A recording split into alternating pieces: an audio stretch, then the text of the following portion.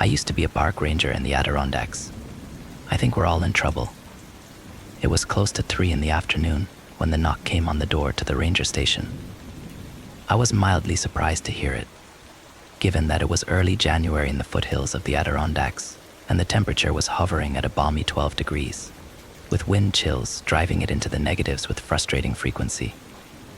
The wind had been howling against the isolated station since before sunrise that morning, and I wondered if I was going to need to deal with any damage to my little abode after the storm blew through. I'd been monitoring the forecast and weather radar all day, and it looked like I was in for quite the blizzard by the time evening rolled around. It had been snowing most of the day already, but so far it hadn't been very heavy. I expected that to change by nightfall, however, which, in January, was only in another couple hours. I didn't usually keep the front door to the ranger station locked, since it wasn't uncommon for hikers and campers to make a pit stop on their way up the trail to the observation areas, either to log their camping site for the night or just in hopes of a nice hot cup of coffee before they continued on their hike. The door hadn't been latching correctly lately, though, and had the tendency to swing open when a strong gust caught it just right, so I'd been keeping it locked until I could repair it. The knocking was light, somehow hesitant and almost polite, if that makes any sense. It was so quiet that I almost didn't hear it over the whistling of the wind and creaking of the station. I'd been in the middle of composing an email request for a new generator, as mine had been acting up a bit lately, and had to pause my typing and listen intently to ensure I'd even heard it in the first place. When it came again, only a bit louder, I pushed back from my desk and took another sip from my steaming mug before walking over and opening the door. Outside stood 5 people, 3 men and 2 women, all dressed in what looked like expensive and very new cold weather coats and snow pants, all looking very similar except for the various bright colors, and all bearing the familiar North Face logo. Their anxious faces peeked out from within their drawn and cinched hoods, and I had to suppress a grin. They looked dressed to climb Everest, not hike the lower trails of the Adirondacks. Tourists. Probably European, and probably their first time seeing this sort of weather, I thought. It was a fairly common occurrence. Folks from all over the world came to visit these mountains, looking to experience all the beautiful wilderness we had to offer. I wasn't unsympathetic. If you weren't used to the unpredictable climate here in the winter, it could quickly catch you by surprise and get dangerous very quickly. "Hi there," I said cheerfully, stepping back into the doorway and motioning them inside. "Come in out of the snow and warm up by the fire." The man who'd been knocking turned to his companions, said something in Spanish, and then turned back to me with a wide grin and nodded, stepping past me and into the warmth of the station. The rest followed quickly, anxious to get out of the chill wind that was blowing hard outside. As soon as they were all in, I closed the door again and locked it to make sure it didn't blow open. "Gracias, sir." "I am Martin," said the man, pulling back his hood and unzipping his quilted down coat. He gestured to the others in turn. "This is Lucas, Diego, Sofia, and Triana." I nodded my greeting to each. Martin continued with a smile. "It is very cold. We come to visit USA from Spain, to see your beautiful mountains and enjoy the lovely scenery." His accent was very heavy, but his English was far better than my Spanish, so I didn't have much room to criticize. "But it seems a storm is coming, and we fear there will be too much snow. Unfortunately, we are not so prepared for that." I nodded, patting him on the shoulder as I moved past him and opened the door leading to the shelter room, reaching in and turning on the lights. "That's certainly true, my friend. I'm afraid we're in for a bit of a blizzard this evening. Bad time for a winter stroll through the mountains," I said. "Fortunately, we happen to have enough space for you and your friends to make yourself at home and wait out the storm. My name is Jackson Turner, Ranger. There's coffee over there on the table, and bunks and a comfortable sitting area in here." When the group just stared at me blankly for a moment, I got the feeling I'd lost most of them somewhere along the way. Instead, I just offered the friendliest smile I had and gestured to the room. At that, they all grinned and nodded their thanks as they quickly shuffled past me, dropping their packs on various bunks and beginning to remove their cold weather gear. I made sure they all got something hot to drink and that they understood they were welcome to stay until the weather had cleared before returning to my desk. They all seemed very pleasant and grateful for my assistance, and they drifted from my thoughts as I continued my administrative work. It was another hour before the second knocking rapped at the door, this one slow and oddly arrhythmic, almost a staccato beat, somehow unsteady and not as tentative as my other guests had been. I sighed heavily and straightened, heading around the counter and back over to the door.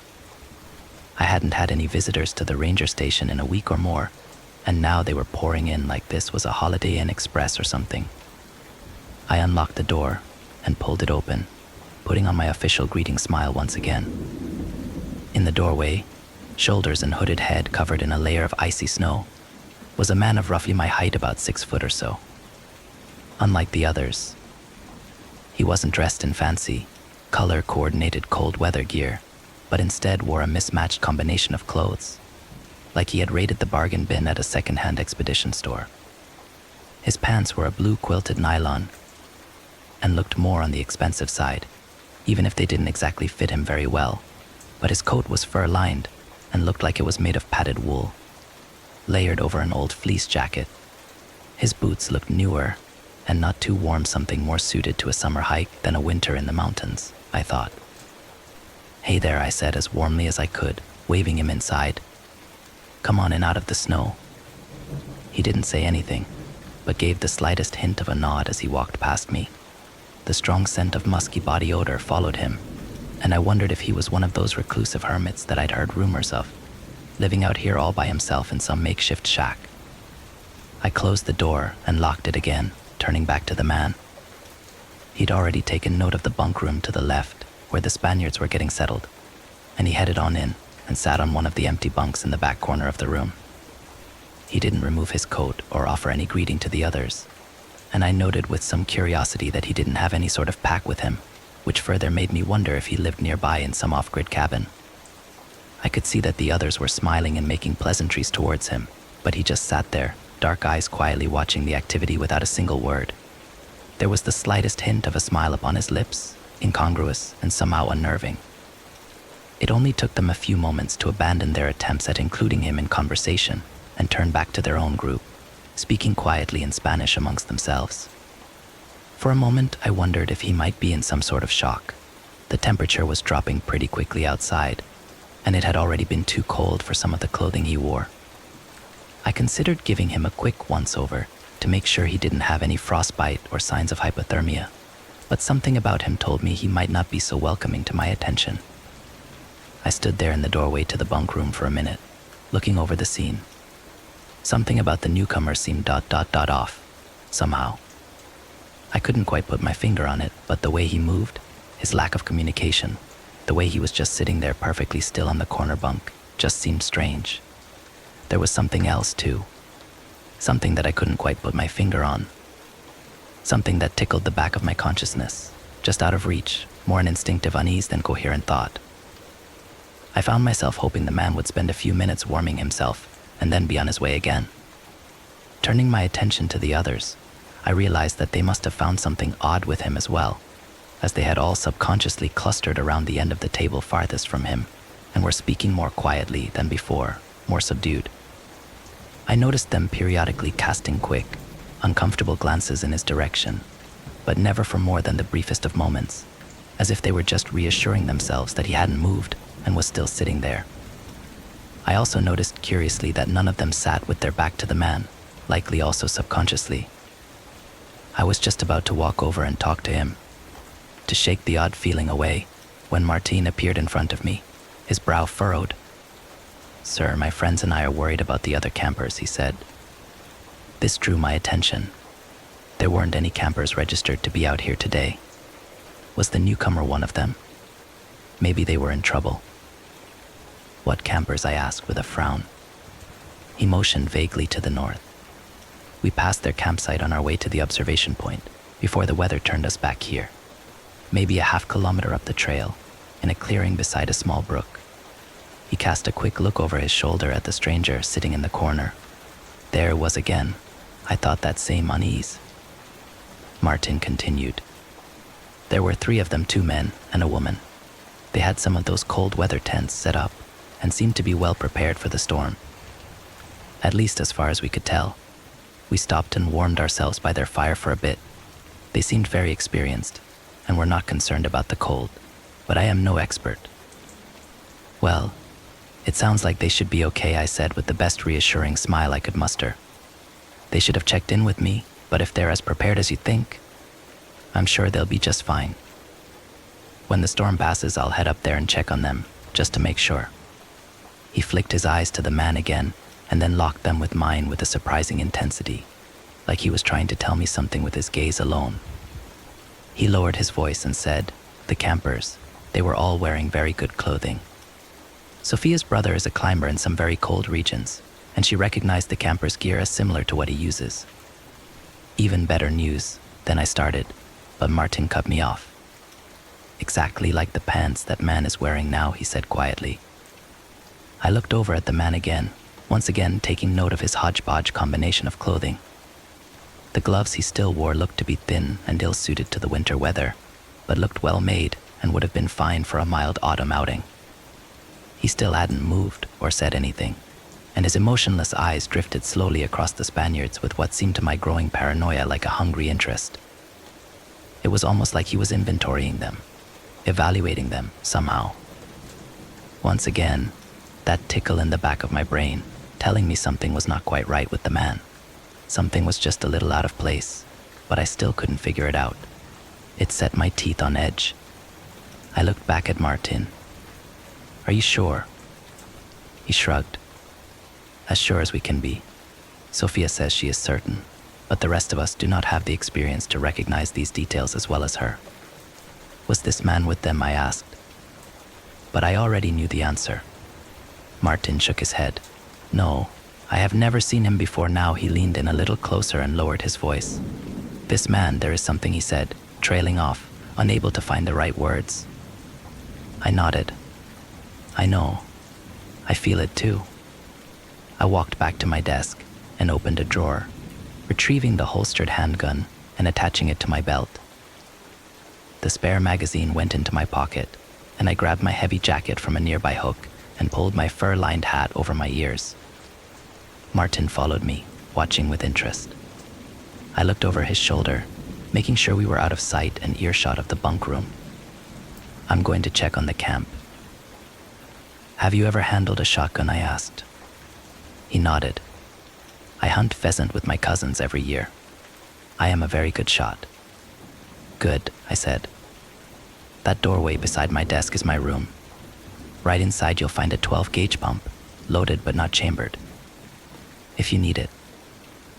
He just gave a silent duck of his head. "I should be back within the hour. I know the place you're talking about. Keep him here until I return, but don't do anything if you don't have to," I said, closing my coat and making sure the zippered slit covering my holster was open and accessible. "Be careful, Jackson Turner. I feel some darkness in the air." I just gave a tight-lipped nod before opening the door and stepping out into the wind. The icy chill hit me immediately, cutting through my heavy pants and finding its way through every little opening in my clothing. The wind out here was a constant buffeting and howled in my ears. The snow along the trail was only a little over ankle deep, but tugged at my boots with every step, slowing my progress. The area that Martin had described was one of the few marked campsites along this area of the trail, and though it wasn't strictly required for campers to check in before setting up, it was highly encouraged. This deep in the woods, 20 miles away from the nearest town, the only real lifeline that anyone had were the rangers. If anything went wrong out here, the fact that you registered with the local ranger station may very well mean the difference between life and death. That didn't mean that everyone followed that rule, though.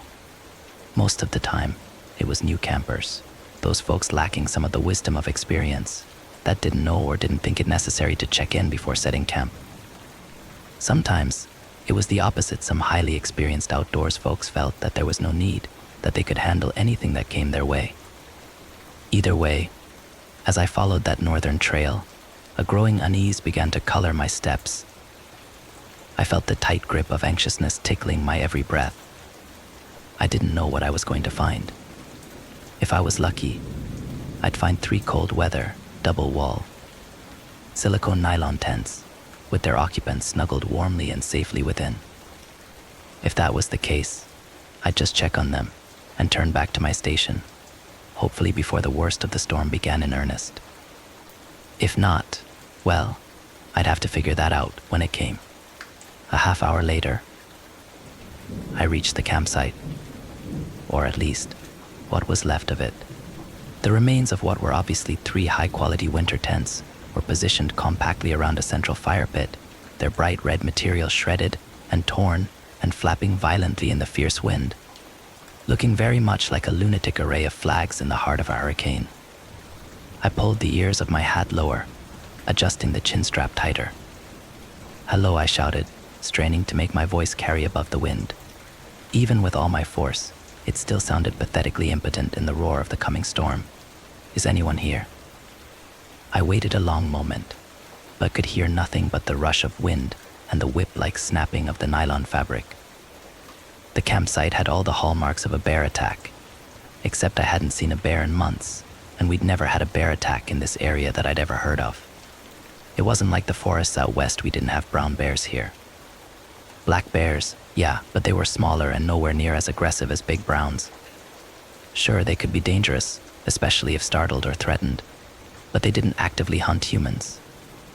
I took a few more steps forward into the campsite, drawing the Sig Sauer 10mm and holding it at low ready as I performed a quick visual of the tents. Nothing.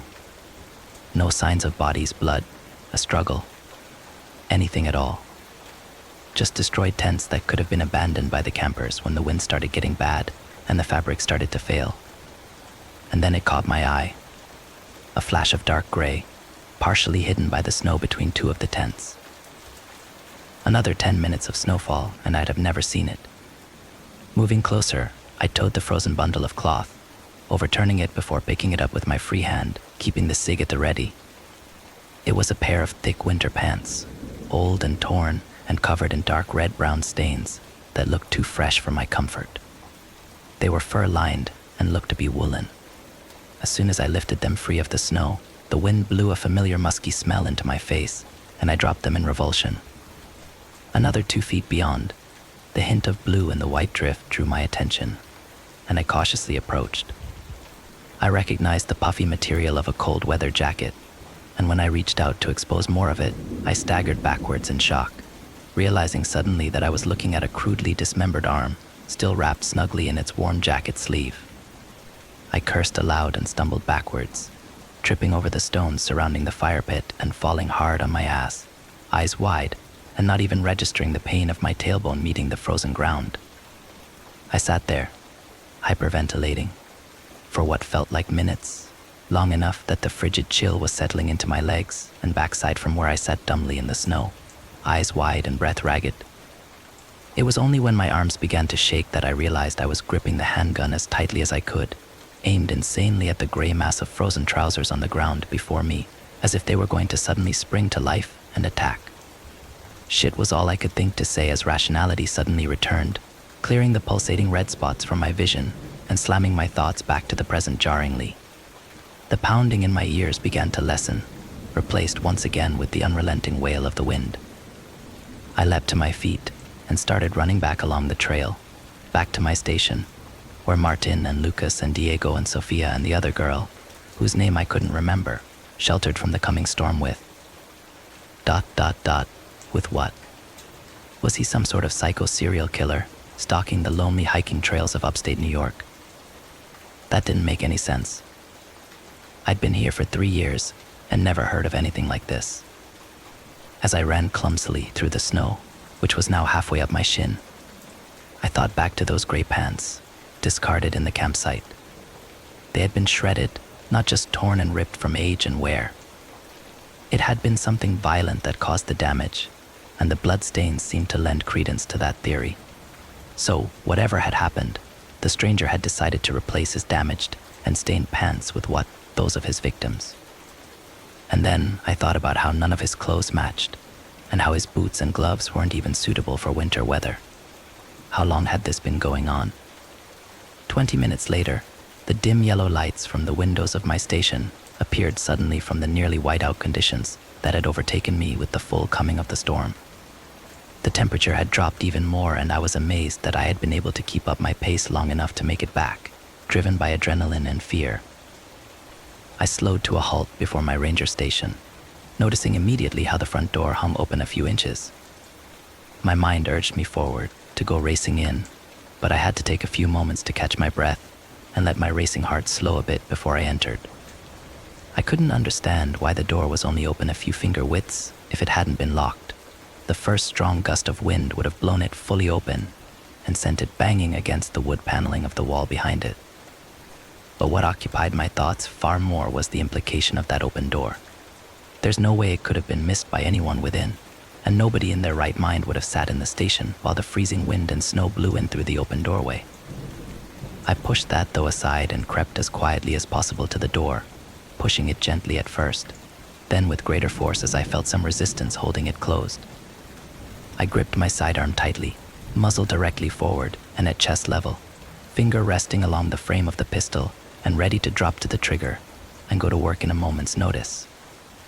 The door gradually gave way and pushed inward far enough that I was able to slide through the gap, the howling of the wind and the protesting of the building blessedly providing enough cacophony to cover the sounds of my entrance.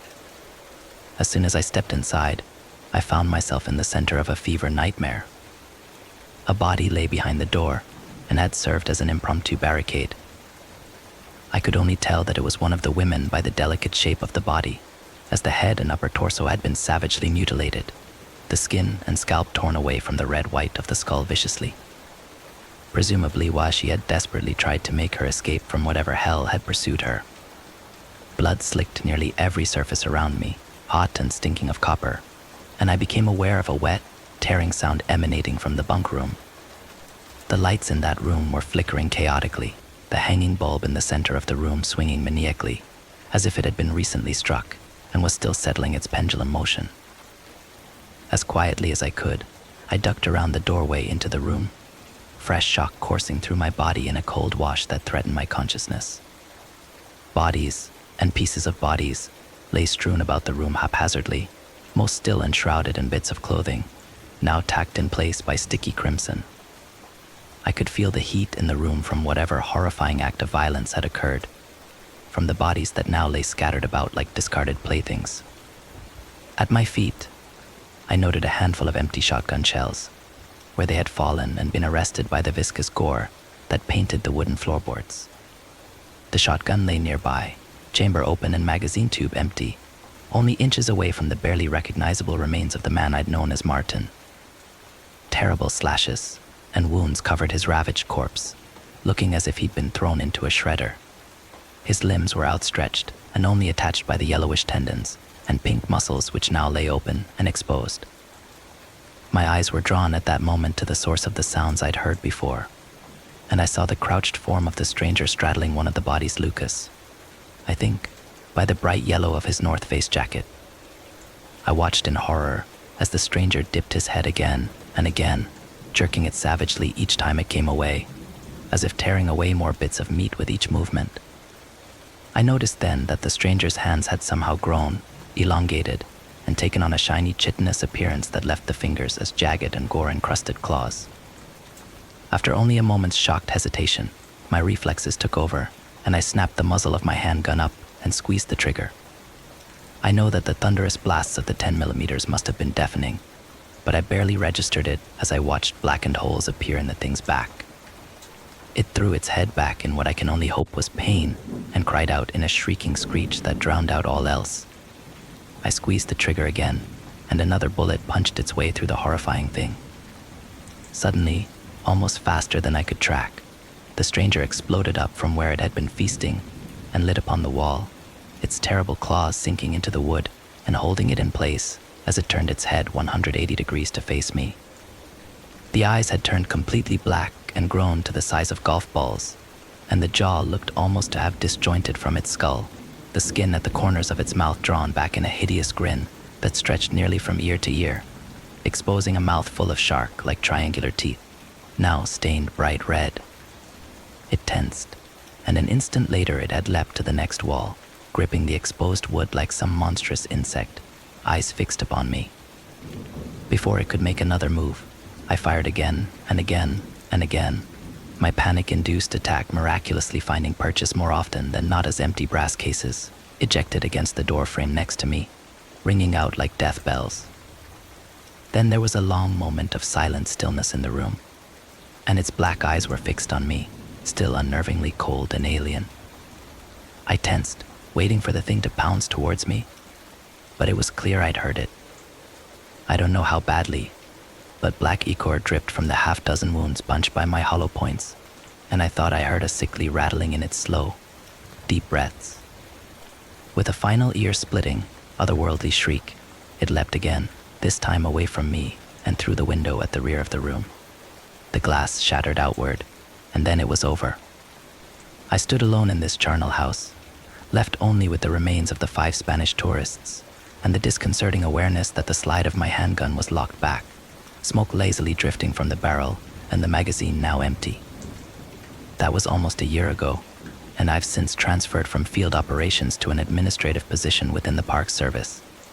My office is located in the middle of a city, surrounded by people, and without a lonely forest or dark wilderness in sight. After the investigation died down and the deaths were ruled as animal predation, I tried to return to my posting, but I just couldn't do it. They tore down the old station and built a new one closer to the trailhead, and I thought I could get past it. But I kept seeing that stranger, that creature every time I closed my eyes. A few times in the dark stillness of the night, I thought I could hear that banshee wail echoing in the distance. Once or twice, I think I heard more than one. I slept with my handgun on the nightstand and the shotgun propped next to my bed, and kept the doors locked at all times. I couldn't shake the feeling that it was still out there, maybe searching for me. Maybe it needed to make sure that I wasn't able to tell anyone about it. You see, in the time since that horrible night, I've scoured the internet for any possible explanation for what I saw. I consulted any self-proclaimed cryptozoologist or paranormal investigator that would speak to me, but nobody had any rational explanations beyond fairy tales and urban legends, and invariably I was left with as many questions as I started with. And then I tripped across an article one day that changed everything for me. It was a piece written about something called the Uncanny Valley, an idea put forth by some Japanese roboticist back in the 70s. At first, I almost passed it over, since it seemed mostly to relate to robots and computer graphics and how people feel increasingly uncomfortable the more realistically human they appear. But then I read a theory about why people may react this way and how it may be an evolutionary artifact left over in the dark corners of our reptilian brains. About how, at some point in our distant shared racial history, there may have actually been predators that looked almost human. They may have appeared so close to our ancestors that they were able to blend in with us almost perfectly. According to the theory, primitive humans may have developed a keen sense of facial recognition as a survival mechanism. This may have been passed down through genetic memories, fading just a little with each generation until today, where it existed as little more than an instinctive warning when we looked at someone who wasn't quite right. Someone who seemed almost normal, but perhaps with the slightest of imperfections that made them seem just a little wrong. Someone that our instincts told us didn't belong, someone who wasn't really one of us at all. I wondered if these things have been with us all along, hiding among us, stalking us from within our own numbers. Yesterday, on my commute to the office, I noticed a young woman sitting by herself in the back of the subway car. Even though it was crowded, the seats beside her were empty, and I noticed that the other commuters almost seemed to be avoiding getting too close to her. I don't think anyone really realized it, but people kept glancing uneasily at her out of the corners of their eyes. There was nothing overtly out of place with her, and it could have just been happenstance that nobody had elected to sit down next to her. Next story. Working at an amusement park, it runs in the family. I woke up when the first bright beams of morning sunlight found their way through the windscreen of Dale's pickup truck. Slowly opening my eyes, I couldn't remember where I was at first. Then, everything came rushing back to me, and I admit I felt like throwing up. "You're awake," Dale remarked from beside me. "How are you?" "Awful," I muttered, rubbing my eyes. "Were you awake all that time?" "How long was I out for?" Taking a look at the car radio's display, he replied, 6 hours, I think. And no, Not exactly. I pulled over soon after you fell asleep to take a short nap, but I couldn't really rest. I'm a bit of an insomniac anyways, and I called the others and told them to stay away from the park. What did you tell them? I asked. I didn't really explain anything. I just told them not to come in or to leave instantly. Mitchell kind of knows what's up anyways. Had to make an exception for Caroline though. I told her to rush in the afternoon. Ask her question and then book it. I don't think the laws of the park are in place anymore, but I don't want to take any chances. After all, the pianist is a ticking time bomb. Courtesy of Warren. By the way, that fucker placed him there as a reminder for me and my folks not to forget about the wild ones. I frowned. Makes sense, I muttered before once again burying my forehead in my palm. Are you okay? Daka. No. Feeling kinda dizzy, I replied before parking up. Wait, did you just say Mitchell knows what's up? Yeah, well, not exactly. See, I had to assign actors to everyone, and I figured I could have Mitch keep an eye on. You know who? I never told him who he actually is and what purpose he fills, but I did tell him to watch him, intensely. Said it was very important. Also, I asked him to pay special attention to his interactions with you. What is it that he wants from me anyways? I hadn't asked him this before, mainly because I hadn't expected him to know, but also because I was slightly afraid of the answer. I'm not sure. To be honest, my manager answered, but it's personal. What do you mean by that, personal? Okay, so, when you first came to the park, I noticed that he began to watch you, pretty much right off the bat. A week or so later, he showed up on my office doorstep and he wanted your name. So I showed him how to spell it. To them, names really do have power. But I'm not certain in what way that counts for humans, so... I can't look into his head, you know. I get that, I muttered. The atmosphere in the car remained tense until we left the highway and entered a town. The neighborhood Dale finally pulled into looked suburban and wealthy, with large, colorful houses to either side. We drove along the street for a couple minutes, me staring out of the window in silent awe at the idyllic scenes we passed. There was a couple sitting outside on their front lawn, in folding chairs in front of one of the residences. Another had 3 rather alike-looking children throw around a ball between them, and there was a lady sunbathing on the porch of yet another one of these buildings. It looked picture perfect, like something out of a movie. Dale pulled up by a house on the very end of the street. We're here, he said curtly. We got out of the truck and walked up to its porch. The house was huge. Of course, that wasn't too much of a surprise, but I hadn't expected it to be this pretty. Lush, green lawn reached from the edge of the sidewalk all the way up to the porch. The yard held a swing set, a tall tree, and a trampoline. 3 small children were happily jumping around on the ladder while another one was sitting on the swing. They're my brothers, Dale told me, looking over at them with a fond smile. As we got closer, he called out to them. The kids immediately stopped their playing and came bounding over to us, gathering around my manager. None of them were even tall enough to reach up to his waist, but they grabbed onto his arms anyways. Uncle Dale, one of them, a petite blonde girl, greeted him. Mom didn't tell us you were coming over. Yeah, well, it's a bit of a surprise visit, Courtney Dale explained, awkwardly trying to take a step forward with the 4 kids blocking his path. Sweetie, I gotta talk to Grandma and Grandpa. You guys really have to get out of my way? I'm stumbling. Dallas, can you please not pull on my pants? Thank you, he shot me a pleading glance. I couldn't help but giggle at the sight. Suddenly, the front door was thrown open and a tall, blond man stepped out onto the porch.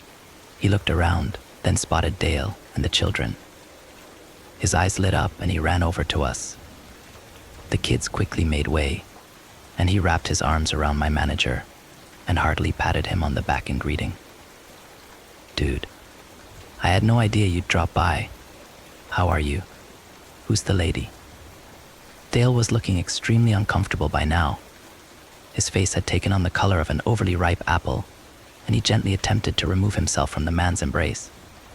I remember suddenly noticing that they looked very alike, the same sandy hair, the same square jaw, the same brown eyes. "Hey, Dean." "I'm fine." "Dean, this is Leah, Mr. Scratch's actress. Leah, this is my younger brother, Dean." Dean cracked me a wide smile and shook my hand. "So what are you guys doing here? Everything all right at the park?" His face fell when he noticed Dale's grim expression. "Well, fuck me," he muttered. A little later, we were sitting at the table in Dale's family's kitchen. Their home was just as pretty from the inside as it was out. I had been thoughtfully introduced to Betty and Rick, Dale's mother and father, as well as to Bridget, Dean's wife. She is a beautiful red-headed woman hailing from Ireland, as openly proven by her strong accent. Dean and Bridget's children were playing tag outside in the backyard. I could hear them giggle and shout through the open window. Rick was leaning against the kitchen cupboard. Ever since we had told him what had happened, he hadn't stopped shaking his head in disbelief and distress. This is beyond confusing.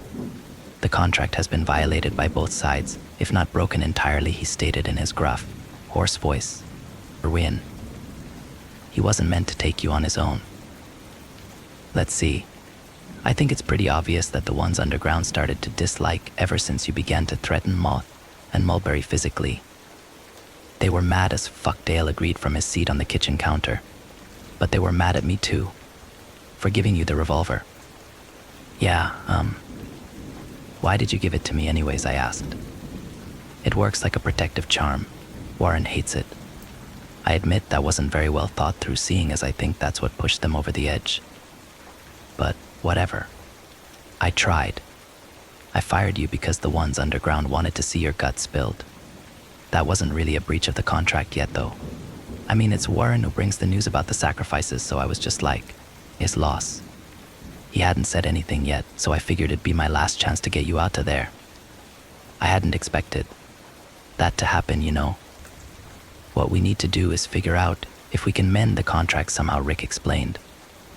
I admit I'm tired of it too, but we can't just endanger the kids. Maybe we can cancel it on peaceful terms. He reached out to pat my shoulder reassuringly. "We'll get you fixed somehow, don't you worry. Warren has acted on his own this time. That's not explicitly forbidden, but it also isn't allowed. After all, the employees kind of count as our belongings." "Thanks," I said softly, and Rick smiled. "But what if it doesn't work out?" Betty argued. "We should prepare ourselves for things to get violent. What happened can't be undone, and technically, Dale wasn't completely true to the contract either. One could even argue that he was more in the wrong. I mean, there were indications that the Wild Ones wanted Leah for whatever reasons. All I'm saying is that they might not be happy about it. Perhaps they'll even be angry enough to fall back into certain older schemes. If it comes to hurting them, iron seems to work really well. But is it even possible to kill them?" I inquired, nervously caressing my locket.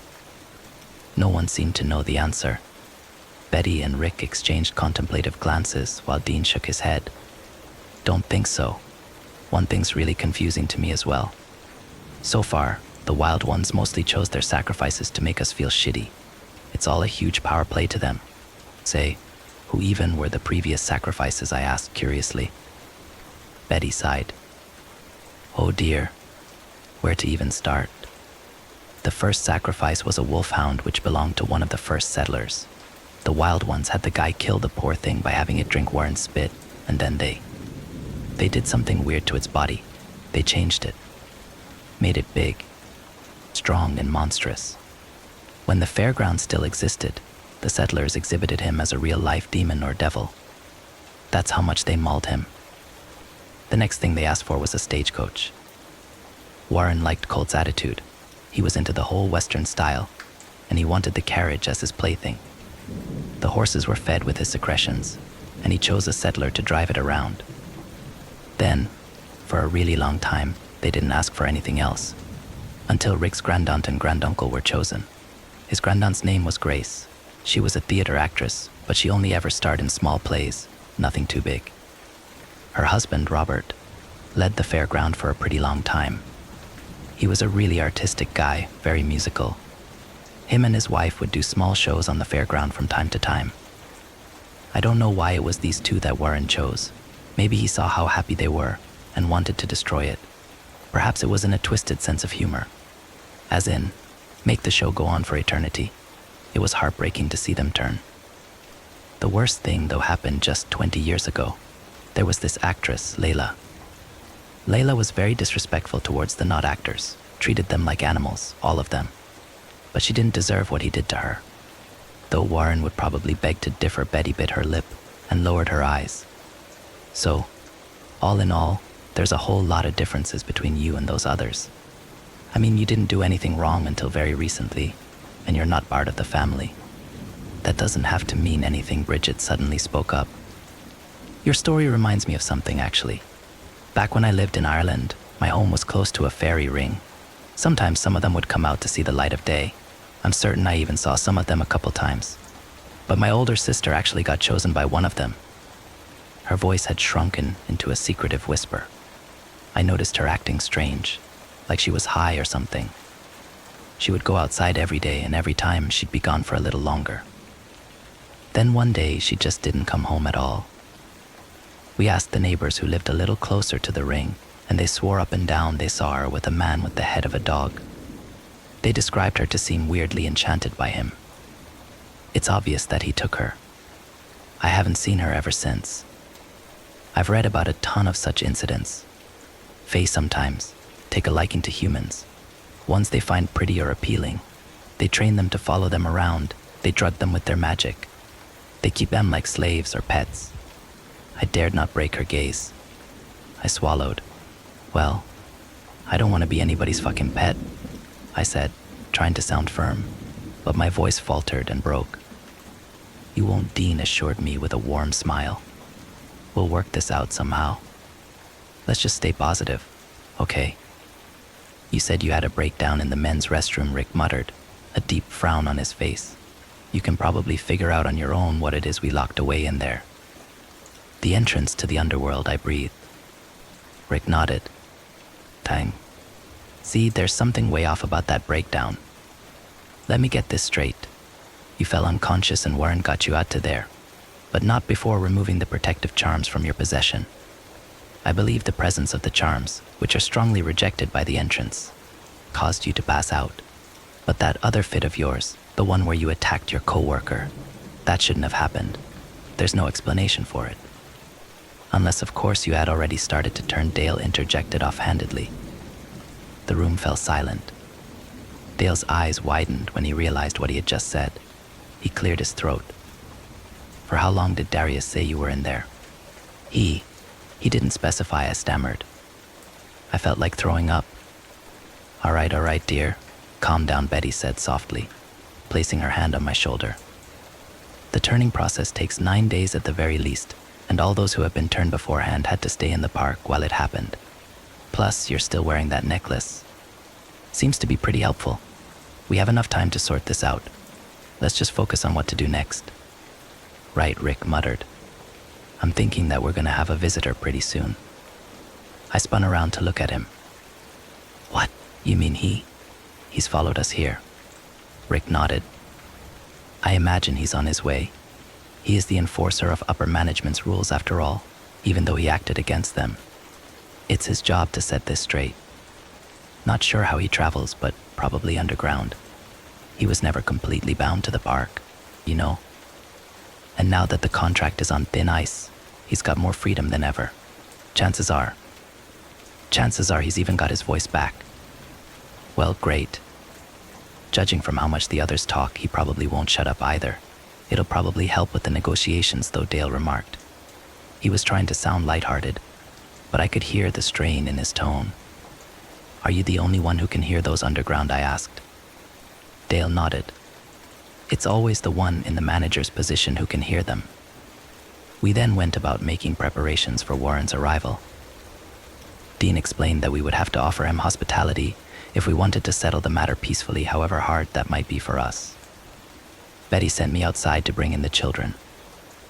I watched them run around in the backyard for a little while. Courtney, the little blonde girl, seemed to be it at the moment. She deliberately chased after a chubby ginger-haired girl, who in turn seemed to try to reach the large tree in the back of the yard in time. Courtney's hand came into contact with her the same moment her fingers touched the bark of the tree. "You're it," Courtney shouted. "Whitney, you're it." "No, I'm not." I got to the safety tree in time. "See? I'm touching it." "Yeah, but I got you first," Courtney insisted. "If you cheat, the people underground will come for you. The people underground will come for you. They're taking the rules of the contract and turn them into a game." I remember thinking it was morbid. "Hey, you guys, your mom wants you to come inside," I called out. The 4 kids stopped goofing around and obediently came trotting over to the back door. They cracked me shy smiles as they walked past me into the house. Betty gathered them in one of the top floor rooms. The room was completely empty, and Betty spread salt around its edges, encircling the space the kids would be staying in. "Leah, pay close attention now. This is the safe room. It's high up from the ground, making it more uncomfortable for any of the wild ones to reach. They like to stay as close to soil as possible. That's why we keep it unoccupied, so we can use it as sort of a panic room. The salt keeps the wild ones from entering. When Warren arrives, we will have to face him together, but if anything goes wrong, you can always come up here and join the kids." "Thank you," I muttered. Betty smiled at me. "We'll make it through somehow," she assured me. "I'm sure it'll be fine." When the sun set, we had all gathered in the living room. Bridget had thankfully allowed me to take a long, relaxing shower using her shampoo and washing gel, which actually helped me take my mind off of things for about 15 minutes. I had changed into some fresh clothing and went to join the others in watching TV. Even though the kids were still with us and there was a cartoon show blaring at full volume, the tension in the room was palpable when I entered. Betty, Rick, Dean, and Bridget were sitting on the couch while the children had snuggled up on the carpeted floor.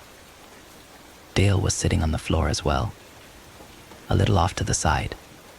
He looked up to me and gave me a weary smile and waved me over. I plopped down next to him. I had taken Colt's revolver with me and the locket was dangling from my neck as usual. We sat like this for about an hour. Apart from a few occasional giggles from the kids, none of us said a word. Then, all of a sudden, the strained atmosphere was broken by the sound of knocking at the front door. The knocks came slow and hard, 3 times, each one a little louder than the last. Bridget instantly scrambled to her feet and shooed the kids upstairs while the rest of us went for the door. I hid behind Dale, feeling a tad foolish for not standing up for myself. My sweaty fingers cramped around the revolver's handle. The bullets inside it are made of lead, but I hope that he hates the thing itself enough to make him stay away from me. Rick was the one to open the door to him. "Good evening, Warren," he said, his frame blocking out the newcomer from my view. My heart stopped for a second when a voice, an actual voice, replied to him. It was sharp and cold. There was an almost mocking tone to it. "Greetings, Rick. It has been a while, has it not?" A short pause followed, nobody saying a word. "Will you not invite me inside, old friend?" Rick sighed deeply. "Come in then." He stepped aside to make way for the park's guardian. For a split second, Warren's eyes met mine, just before I could duck further behind Dale's back. The corners of his mouth stretched into a wry smirk. My heart was pounding in my chest. "Actually, I feel very tired. I wish to rest. If you allow me, I shall retire in your backyard, if that's what you want. But I do not want you sneaking in without knowing. This is our home, please remember that. I would never. Right now, I'm lying in bed in the guest room. I'm alone and everything is silent, uncomfortably so. But the worst thing is that there is a window to the backyard. It's right above the bed, and whenever I lift my head, I can see him. He's standing upright in the garden. It's too dark to tell if he is looking at anything, but I feel like he's watching me. I know he promised Rick not to come in, but that isn't really helping. I'm scared to fall asleep. Next story. Police found a man's severed head in a city park. This message was left next to it. The final 10 minutes of life are hell, because you don't want it to end, but you also really, really just want to get it over with. That comes from a desire to live. Fuck. I'm rambling. My head isn't straight, and it never will be again. My body's in perfect health, but I'm going to die anyway. The inevitability, despite the potential for salvation, is the scariest part, because I'm looking back and realizing that every day of my life could have been a pathetic epilogue. We just trick ourselves into believing in assurance that the end isn't real. The man who tied me to a chair wants me to write and share my final thoughts. All I want is for him to change his mind about cutting my head off with the axe in his hands. I know he'll do it anyway, because he beheaded a child in front of me, not 2 minutes ago, just to prove that he's serious. He says he's fascinated by our thoughts on the edge of mortality. Strangely enough, I'm sad about the small things. I'll never taste my favorite coffee again. I won't replace the fading 1913 house number or finish painting the trellis my wife's been nagging me about, even though I promised. I won't retire to New England, where the chilly October air reminds me of quickly fading college memories. I think the greater losses are too difficult to process in such a short time. It's probably a survival mechanism. My wife loves running her fingers through my hair, but I hope that she'll never touch my head again after it's been ripped from my body. I don't want that to be her last memory. I hope my corpse gets locked away so she'll never see it again. My daughter's 6, old enough to understand death at least as well as any of us do. Too young to spend a lifetime navigating without a father just because one asshole wants to watch a few minutes of my agony. We were going to have a son. After years of trying, we're pretty sure that we got pregnant this time. The doctor's appointment is on Monday. More than anything else, I'm afraid. We walk around with an arrogant assumption of immortality, believing that planning ahead is limited to a few years of living. I would have done so many things differently if I knew that I was going to die a young man. He's indicating that it's time. I think delirium and panic are ways to help us cope. I never realized that until just now. I'm afraid of what's on the other side, but if I can communicate before I go, I will. 1 blink is I love you, 2 blinks is I'll stay with you, 3 blinks means it hurts forever. But I'm only telling you that so that you can know it's real when I give you comfort, because nothing is assured. Live every day, knowing that. Next story. Park ranger warning you to stay safe and leave your flashlights at home. I've been a national park ranger for close to 2 decades. Protocols have changed a lot in that time. I write this just to try to keep people safe for the next time you venture to the big outdoors. Let me tell you about the last park I worked. I can't be too specific about the location for my job's sake. Anyway, we had clusters of campsites that we rotated annually. The idea was to prevent one group from getting overused and worn down, let nature regrow a little bit. The winter had just passed, and our big summer season was a few months away. I'm sent out to check the suitability of the campsites to decide which ones need time to recover and which ones we can open up. Winters here are cold. Not too many people camp during the winter aside from rugged masochists and Boy Scout troops led by people who believe they are rugged masochists. I didn't expect to find much out of the ordinary. The first site was clear and ready to go. As I'm trekking to the next site, I see what looks like some debris and junk down a ways in a river valley. Looks like some jackasses set up an unauthorized camp down there. Usually when that happens, they leave garbage and smoldering fires. This is going to be a pain to clear up. I approach, seeing the telltale wreckage of what must have been one hell of a party. Shit scattered everywhere, the skeletons of tents still raised up, and blood. I stop, and time stops with me. Pools of blood are spread out along the ground, next to signs of something heavy being dragged into the brush. I pull my radio off my belt and pause. I then pull my Glock 22 out of my holster and rack 1 round. I'm a certified law enforcement officer, but I haven't had to use my gun in a long time. I quickly look around for any movement, then get on my radio and call in for backup. While I wait, I listen. Silence. Silence in nature isn't good. Prey get quiet when they sense a predator. I hope all the birds are being still on my account. I edge forward slowly, looking for anyone or anything. A shredded plastic cooler. A tent that has been annihilated, with more blood splashed on the walls and inside. People died here. I know it. You can't lose that much blood and just walk off. but no people. Shreds of clothes and a little viscera drawing all the goddamned flies here, but no people. I've seen bears rummage through camps and destroy anything that looked edible. There are wild hogs here that cut trails through the deep brush and are even more dangerous than the bears. But this isn't either of them. The devastation here, it's just too much. Some scourge of God came through here and just ripped everything to pieces. Finally, backup arrives, and I'm sent to report to HQ. They even brought medics out here. I don't know why, there's no one here to save. One of the new recruits vomits at the scene. I'm glad to get the hell out of here. I get back and HQ is abuzz. Only 4 people work here, but calls are ringing, printers printing, and the air feels electrified. The manager sees me and signals me to his office. He's pale, ashen-looking with bloodshot eyes. I sit down by his desk, and he goes to the door and locks it. I've never seen him lock that door. He asks me what I saw. I tell him, uninterrupted. He looks even paler afterward, and his hands tremble a bit. There's a very long pause, and I expect more questions. He doesn't ask any. I leave, then hear the door lock behind me. After a few minutes, I hear him call someone up, and a long, low conversation ensues. I never see him again. Word comes down from on high. We're assigned a new manager, one who excels at what he calls crises. His first order of business, a controlled burn of the unauthorized camp and the sites closest to it. I'm not arguing. I watch the smoke rise in the distance and pray that's the end of it. New orders: relocate the existing campsites closer to HQ.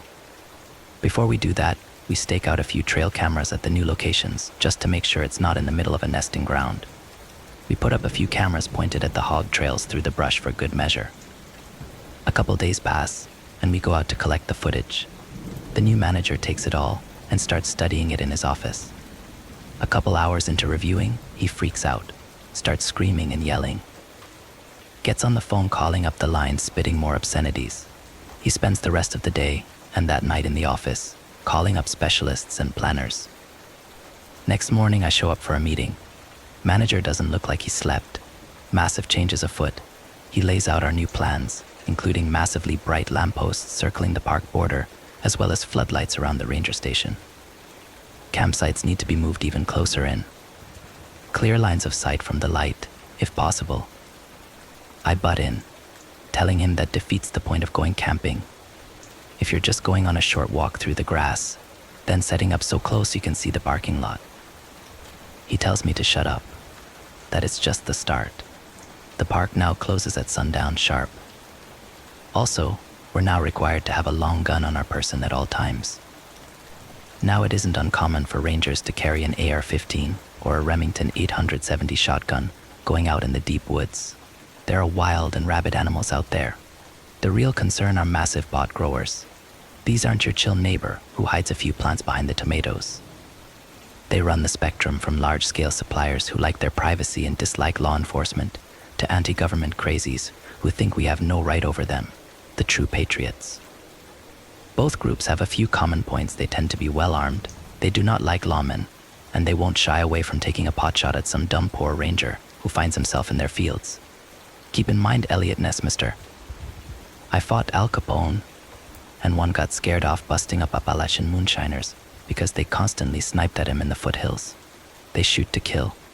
Those are the reasons we keep the big guns around, not routine patrols. I drew the short straw and got the overnight shift. Manager tells me more changes to protocol will be listed when I return. Overnights used to be easy. Monitor the radios, bust up the parties if needed, check for poachers if they're operating nearby, make sure the forest doesn't burn down. I clock in and per instructions, go to the gun cage. My, things have changed. Our shotguns have new rifled barrels, so they can handle the solid slugs we've been issued. That's the kind of firepower you want to take down a charging bear. God forbid you ever need it. The AR-15s have been stepped up too. The old 15-round magazines have been replaced by 30-round ones. Someone even snuck us in hollow point rounds. Makes no damn sense. Shooting in the woods, you need full metal jacket ammo, so the rounds don't go wild when they touch a twig. Hollow points just exist to do more tissue damage. This is ridiculous. This is overkill. We're not a war zone. We don't need this firepower. Next to the radio, there are new instructions. Now we're not allowed to directly respond to emergency calls. We can reply, figure out what the issue is, then we report to a new phone number I don't recognize. Time passes slowly tonight. I'm not even allowed to leave the building until sunup. A few uneventful nights pass.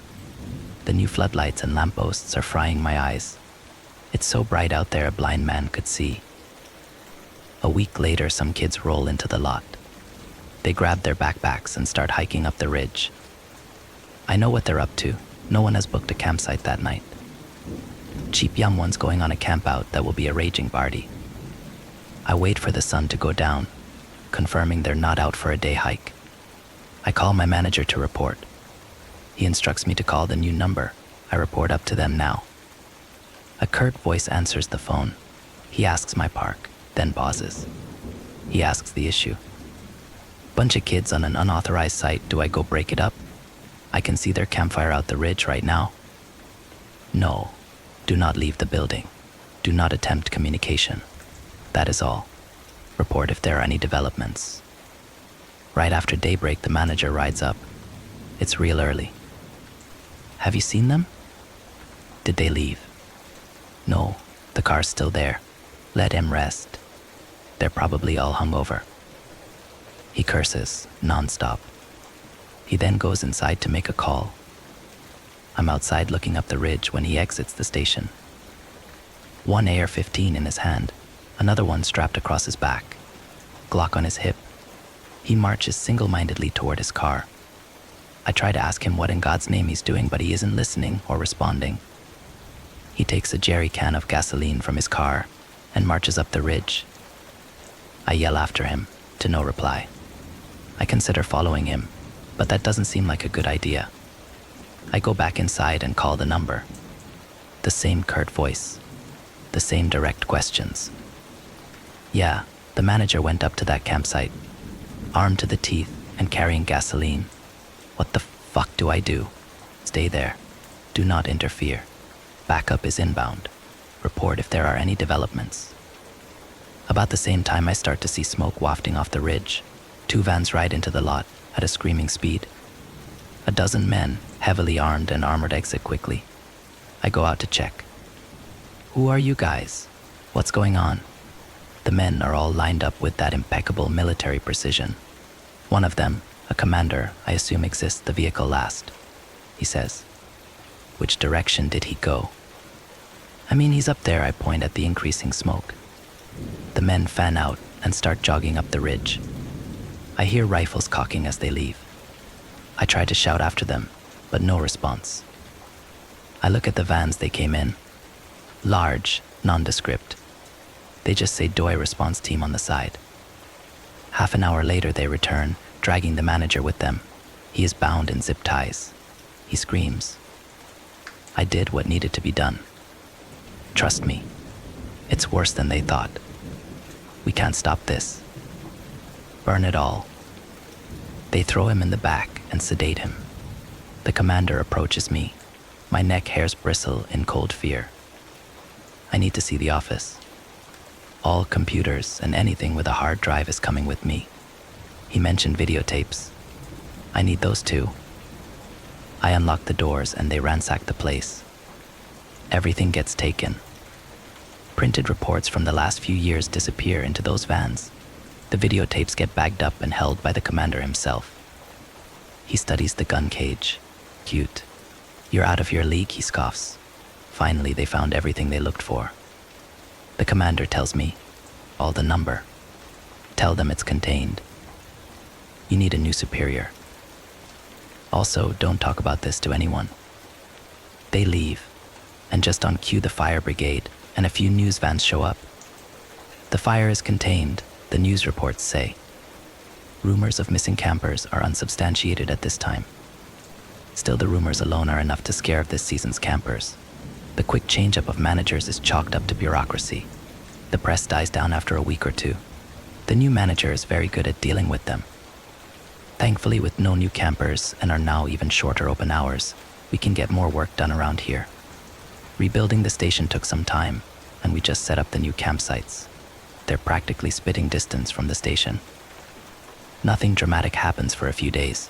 Then on a whim, the manager tells us to set up some cameras around the station and the campsites. There's usually so much human activity around here, all you see are some raccoons. Maybe the rare hungry bear, but we humor him and set them up all around. Couple of days pass, we collect the footage. I play poker with one of the rookies while the manager watches hours of footage of an empty but brilliantly illuminated parking lot. Then he gets to the footage around the station. Screams come from the office. We barge in, and he's stamping on the camera hard drives, gibbering things I can't understand. Along the lines of, told me it was clean, safe, no recent activity. Bullshit here, I'm not gonna do it. He barks at us to leave. Later he makes a call. Rookie goes up to the door and listens in. Rookie comes back reporting. Yeah, he's demanding a transfer. Says they lied to him. Something about they didn't do their jobs properly. He's not prepared or equipped here. Then I just heard the phone click and some sobbing. Hours later, my manager exits the office. His shoulders are slumped, defeated. We cut our hours even further, practically open on weekends only. We'll have a full staff ready those days, but a skeleton crew the rest of the time. Campers are required to check in to one of the closest sites, no campsite, and they're told to leave.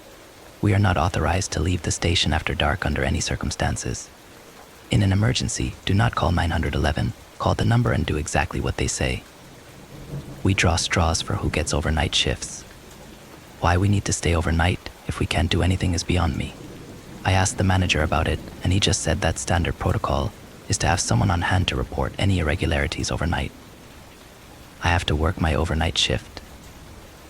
I keep my phone close, the number dialed in, ready if I need to call. It is a bad night. I just wind up pacing around with my shotgun, glancing into the bright floodlights, trying to see what's past them. I hear crickets, and it relaxes me. Prey is quiet when predators are around. It is a long night. The next night, my manager draws the short straw. He seems resigned. In the end, we all have to take a turn. He brings the brightest damn tactical flashlight I've ever seen. Said he bought it just because he's afraid of the dark. He isn't really. He's afraid of the things in the dark. I get a phone call at 3 a.m. It's him. Get over here now. And bring guns. Wow. You have a damn arsenal now.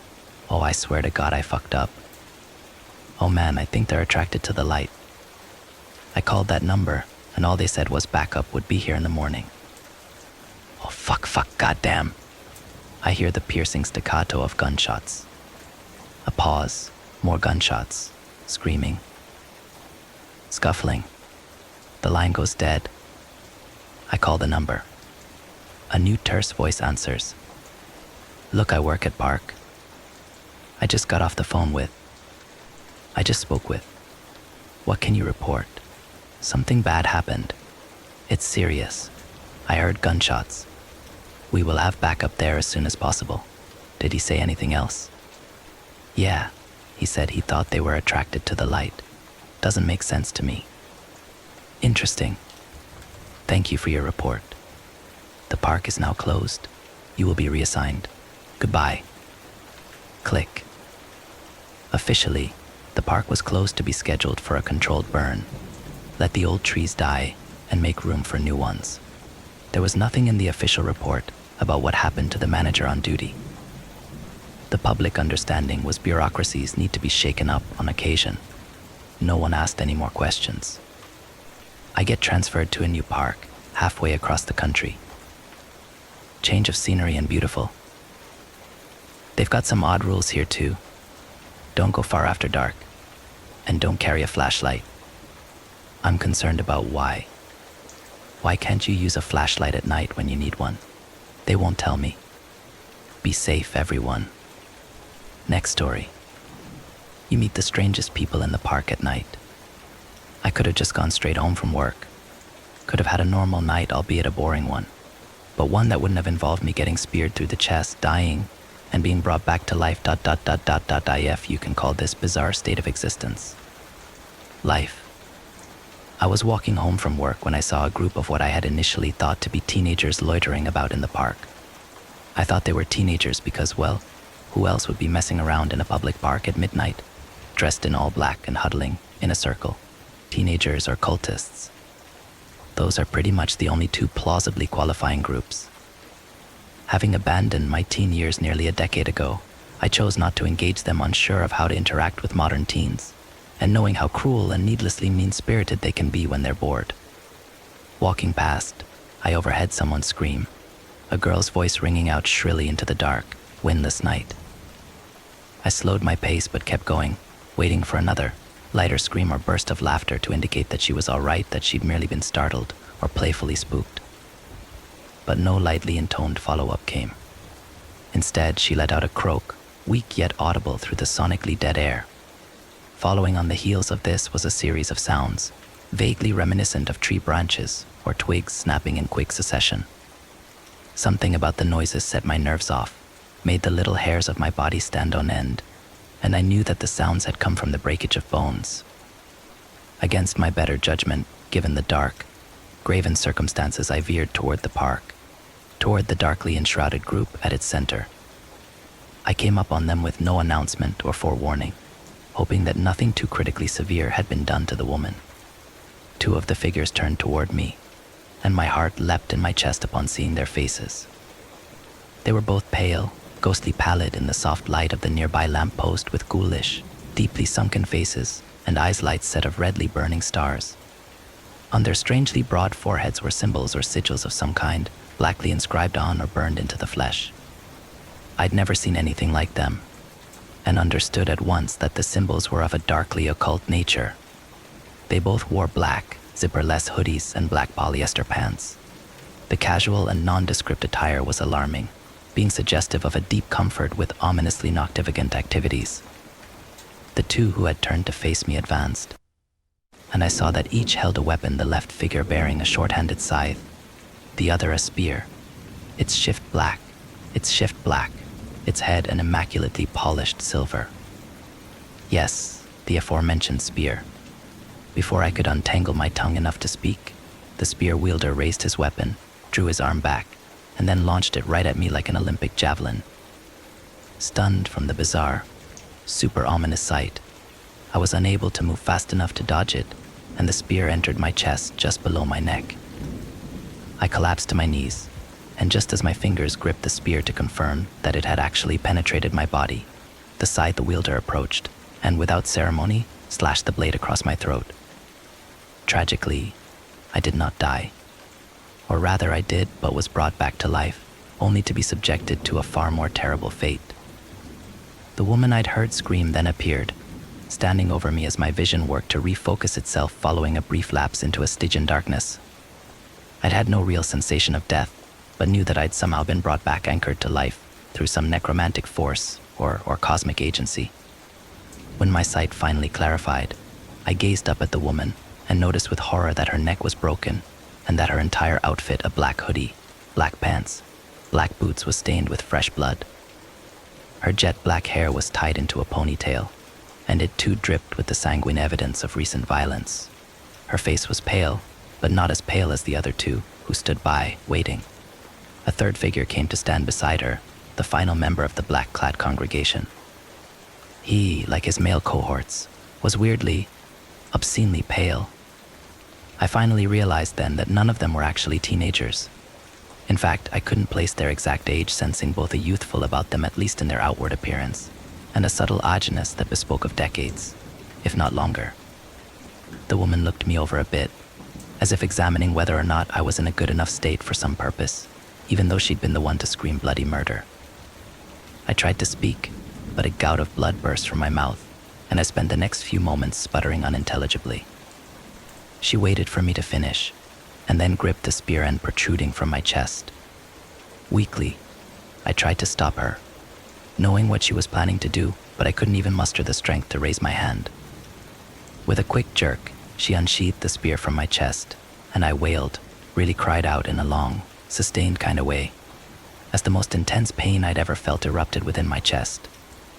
She tossed the spear back to its original owner, who caught it and wiped it clean of my blood with his sleeve. Turning back to me, the woman then gripped me by my throat and lifted me up first to my feet, and then several inches more off the ground. Straining against her Herculean hold, I tried to comprehend what was happening, how this woman was holding me aloft with such ease, but her grip began to tighten, and my thoughts condensed and simplified into commands to breathe and not shit myself. With eyes that were blacker than the starless gulf above us, she watched me writhe, while the others stood around apparently bored by the looks of them. Just when I thought I'd die again, suffocated by this mysterious mistress of immortality, she let me go, and I fell to my hands and knees. With that, she turned and started to walk away, and her murderous companion silently followed, breathlessly, needing to know why. I called out to them, demanding an answer, thankful that there wasn't any wind to obstruct my pitifully weak voice. Cocking her head to the side, but not stopping, she said, "Oh, you're cured. You don't have that sickness in you anymore. You're immortal now. You're welcome." Dumbfounded, I asked her what she meant, and just before she and her friends disappeared into the preternatural umbrage of the park's trees, she responded, "Oh, you didn't know? You had cancer, dude. So we killed the cancer, and brought you back. Now you're good. From now on, you'll have to routinely unalive and reanimate yourself to stave off the necro-scourge like us, hence the screaming. But you're good, otherwise. Chill." And she was right. I'd had no idea. I'd been feeling pretty off the last few weeks, but I figured that was just part of working the night shift at the town's old chemical plant. Ha!